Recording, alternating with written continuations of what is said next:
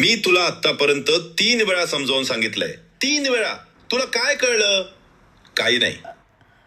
Pamikarant sarap kela, mi abayas kela. कुठे अभ्यास केलास? स्वप्नात.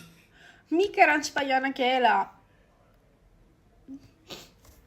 थांब.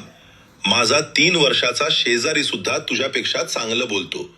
तो खडे खातो. Mafkar.